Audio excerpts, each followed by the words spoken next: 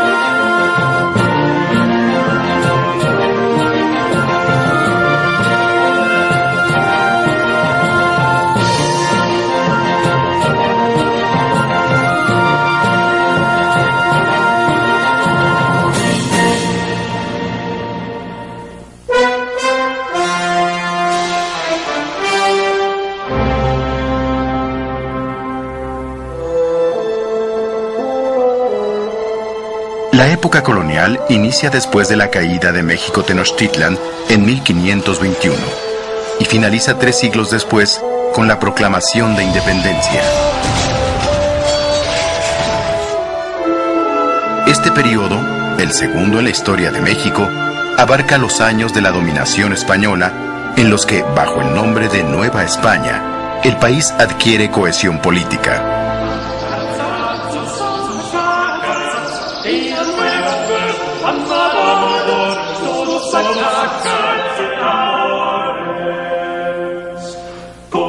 Durante la época colonial se experimentó la dominación junto con la convivencia. La integración de la cosmovisión europea con la indígena se logró a través de la fuerza, pero también del convencimiento. Sin embargo, la forma de vida de los tiempos prehispánicos persistió al lado de las actividades y costumbres de los españoles.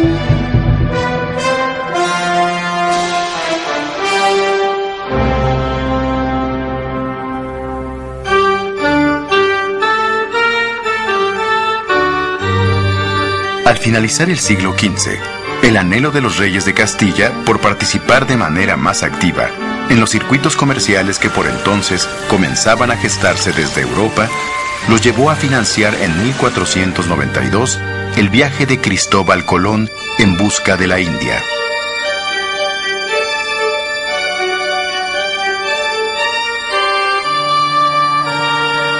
Fue tal el éxito de la expansión que a la vuelta de 2 generaciones, el emperador Carlos V pudo decir que en sus dominios no se ponía el sol. La conquista de Mesoamérica fue la guía para Hernán Cortés, quien en 1519 organizó su penetración en el continente desde Veracruz. Durante la expedición, la visión estratégica y política del conquistador español lo llevó a sumar fuerzas, celebrando alianzas con pueblos enemigos de los mexicas, principalmente con los señoríos tlaxcaltecas.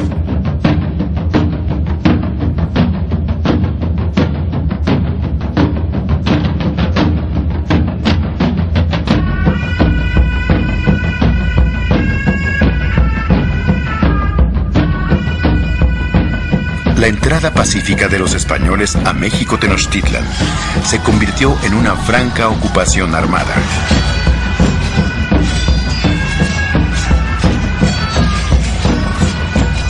Los conquistadores sometieron y aprisionaron al monarca Moctezuma.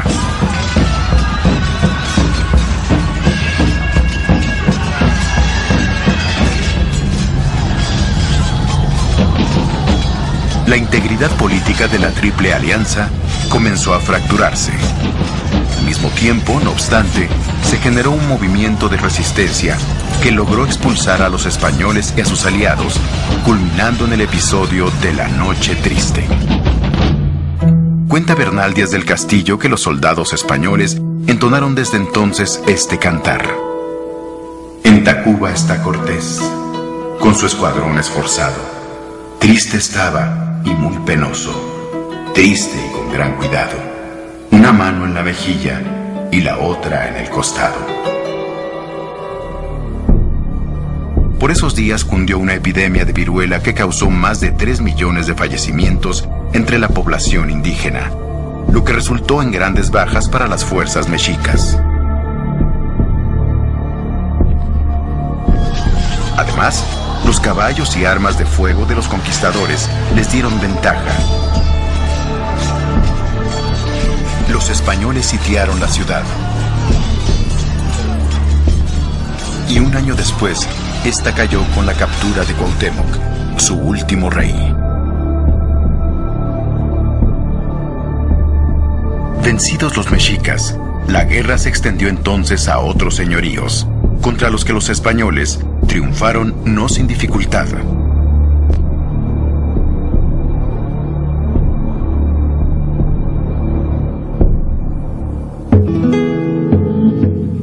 Una relación de dominio se estableció entre los españoles y cada uno de los señoríos, que eran más de 500.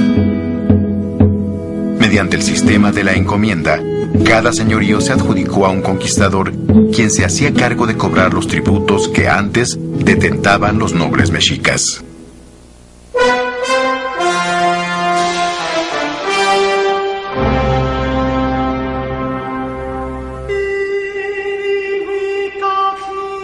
Desde 1530, en el territorio de Mesoamérica, la presencia de los españoles se consolidó al irse reduciendo las actividades bélicas entre conquistadores e indígenas, sobre todo al atenuarse la muy conflictiva pugna entre españoles por el reparto de puestos y posesiones.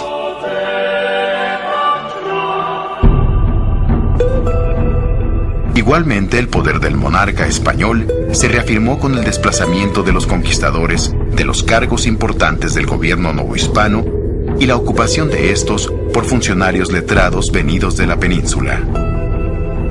A pesar de los reclamos de los antiguos soldados españoles, la corona se impuso y se hizo representar por un peninsular perteneciente a la nobleza, el virrey. El sistema de cabildos o ayuntamientos castellanos, adaptados a las nuevas condiciones, fue el sistema de gobierno bajo el cual se organizaron los nuevos dominios. La fijación de impuestos por familia y la disposición de concentrar a la población en asentamientos de tipo urbano alrededor de una plaza central dominada por el ayuntamiento y la iglesia fueron medidas efectivas para el control de la población. Otro elemento decisivo para la imposición del dominio español fue la presencia de la Iglesia Católica en los nuevos territorios. El constante arribo de frailes misioneros desde 1522 permitió que se integraran a los pueblos de indios, donde fundaron iglesias destinadas a un santo específico que se convertiría con el tiempo en el patrón de la comunidad.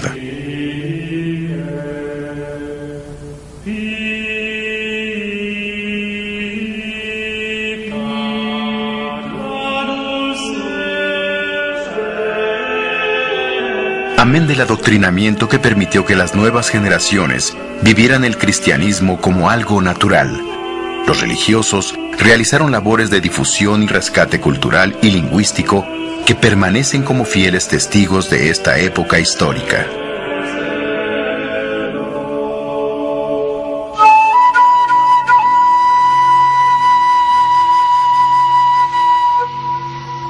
En 1571 se estableció el temido Tribunal del Santo Oficio de la Inquisición, que permaneció durante toda la dominación española en el Nuevo Mundo.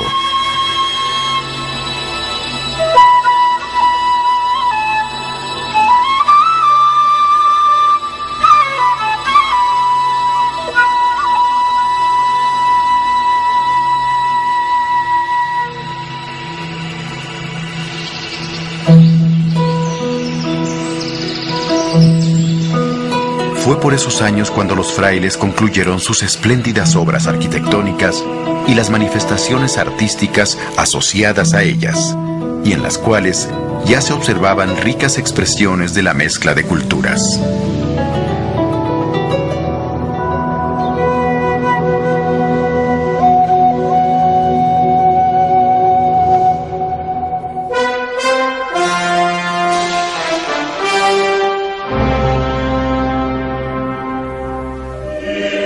Fray Toribio de Motolinía y Fray Bernardino de Sahagún reafirmaron los aspectos positivos de la obra religiosa de los cristianos al rescatar la vida y el saber de los antiguos mexicanos, con estudios históricos y lingüísticos de gran valor.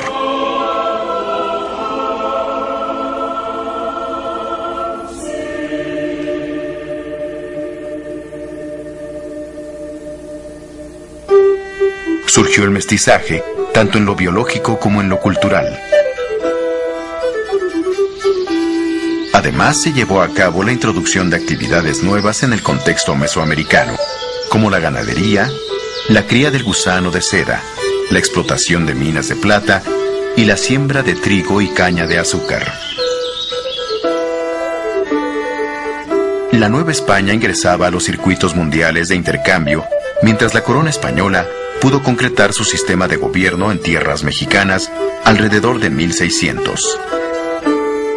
Estaba emergiendo un proyecto de país que recordaba y diferenciaba al que los ibéricos habían dejado atrás en Europa.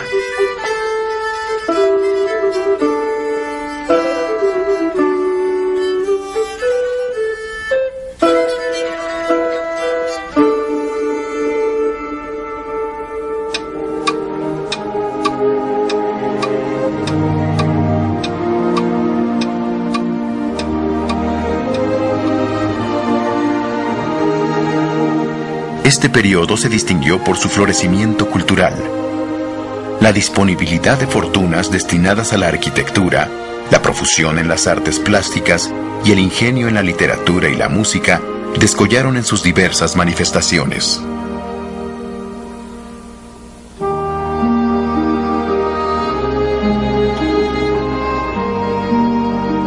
Desde el segundo cuarto del siglo XVII, y aunque la religión dominaba el panorama cultural, se produjeron obras tan significativas como las de Sor Juana Inés de la Cruz, con un aliento poético que se puede igualar a los de los grandes literatos del siglo de oro español. Mientras que en el saber científico, la obra de Carlos de Sigüenza y Góngora presentaba nuevos e importantes planteamientos. De esta manera llegaron a la madurez otros elementos culturales con un acento netamente novohispano. La cocina, el vestido, el lenguaje, la música popular y la danza reflejaron la personalidad del mestizaje y de la influencia oriental y africana, presente en la seda y el marfil, la cerámica, los fuegos artificiales y las peleas de gallos. La identidad característica de la Nueva España se manifestó con transparencia en la práctica de varios cultos religiosos de carácter mariano. Pero ninguno poseyó el enorme significado otorgado a la Virgen de Guadalupe, sobre todo a partir de 1648, cuando su veneración se expandió desde su santuario original.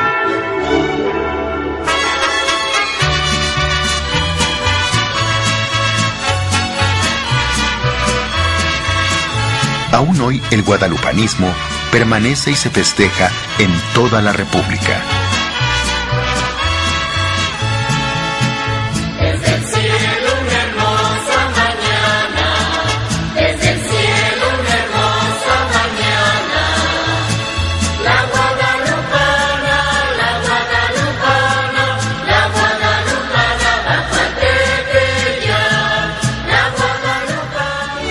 Hacia la mitad del siglo XVIII, Nueva España era ya un país con identidad propia, no obstante su carácter colonial. Identidad que habría de cristalizar en el México independiente. Estos esfuerzos por dotar al país de una identidad auténtica eran llevados a cabo por una reducida élite que apenas sobrepasaba el número de 1000 personas. Sin embargo, las identidades más consolidadas tenían lugar en los sentimientos regionales, en la individualidad de los pueblos que, aunque fragmentarios, aún constituían el núcleo básico de la vida social y cultural.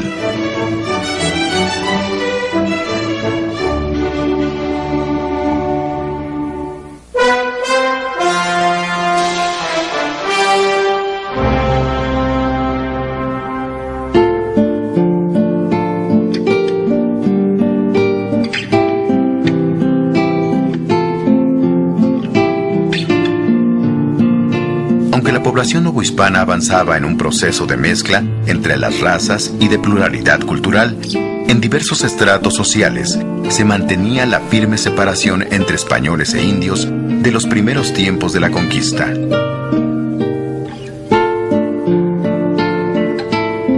La corona influyó en este panorama de manera directa, ejerciendo una política cada vez más alejada de una legitimidad sustentada en la justicia y volcada en la reafirmación de su poder y de su apetito fiscal. Así, desde diferentes aspectos de la existencia del país, se evidenciaban alternativamente rasgos tanto de integración como de dispersión. Con la venta de cargos políticos, las familias novohispanas tuvieron además mayores posibilidades de intervenir directamente en los asuntos del gobierno.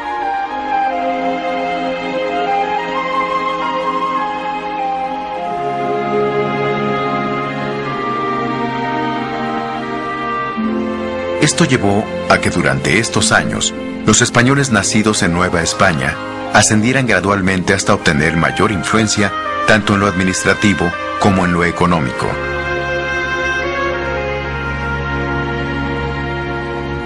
La incapacidad de España para limitar y gobernar a estos americanos les dio una enorme libertad de acción.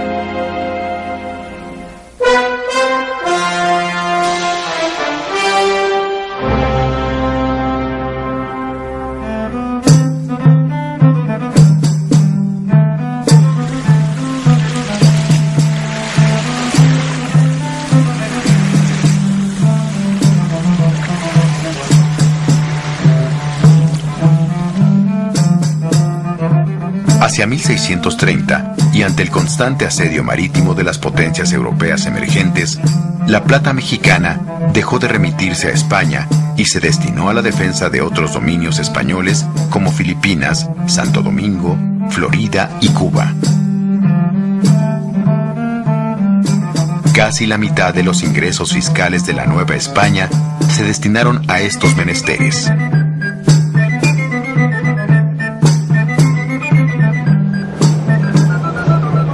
La economía iba adquiriendo rasgos señaladamente locales, gracias sobre todo al surgimiento y conformación de un mercado libre, independiente de la práctica tributaria y dirigida a la empresa agrícola en la que se amasaron grandes fortunas. Comenzaron a proliferar las haciendas como una mezcla de propiedad territorial, empresa agropecuaria y asentamiento de la población. La gente de los pueblos de indios acudía a ellas para trabajar libremente y sacudirse el yugo del tributo.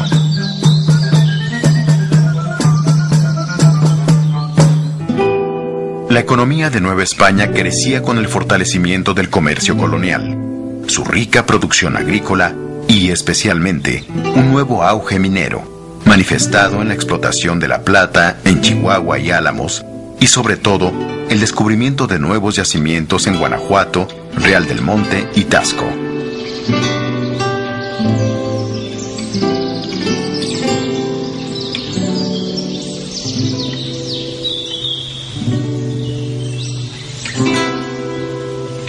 Pero ni esta inagotable riqueza sirvió para detener la crisis de los monarcas.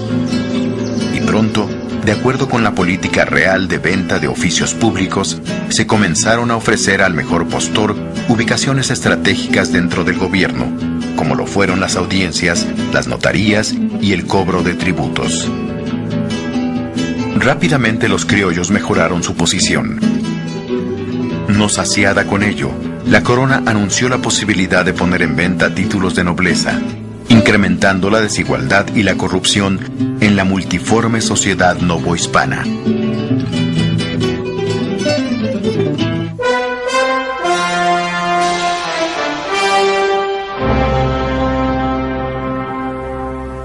En el ámbito internacional, las actividades bélicas de los ingleses, franceses y holandeses lograron tomar el Caribe.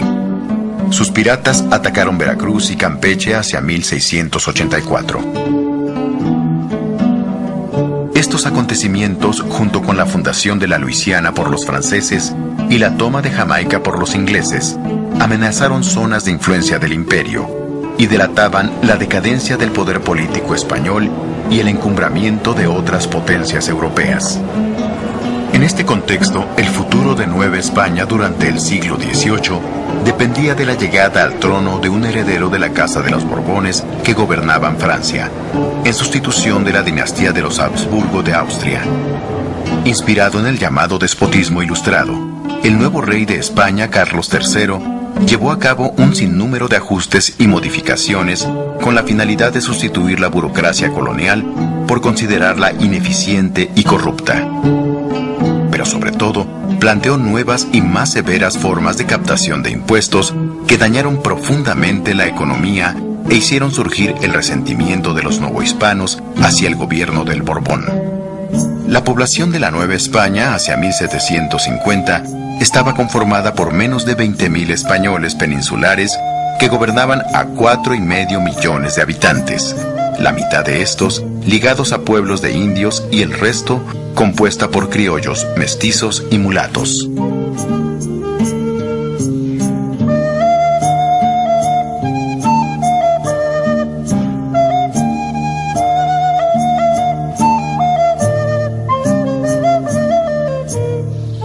Su configuración continuaba siendo la de un país volcado hacia el interior. La economía, las comunicaciones, la cultura, las manifestaciones artísticas se agrupaban en el altiplano central de México. Durante el siglo XVII se había gozado de una relativa autonomía y una buena parte de la riqueza generada había permanecido en suelo colonial.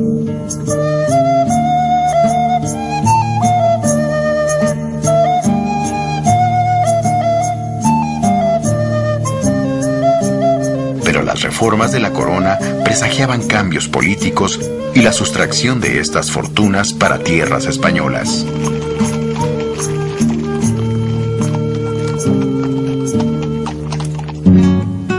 Las medidas manifestaban una intolerancia evidente hacia las posiciones que habían alcanzado los criollos en Nueva España. Las recientes disposiciones no tomaban en cuenta que si la vida de Nueva España era rica, lujosa e ilustrada para unos cuantos, para el grueso de la población era angustiosa e incierta, y las nuevas medidas reforzaban la desigualdad. Después de 300 años de dominación, en el fondo de la sociedad colonial existía un intenso malestar causado por las diferencias sociales y económicas. Los diversos elementos que constituían a esta sociedad buscarían en un futuro cercano los medios para acabar con estas profundas desigualdades generadas a lo largo de su historia.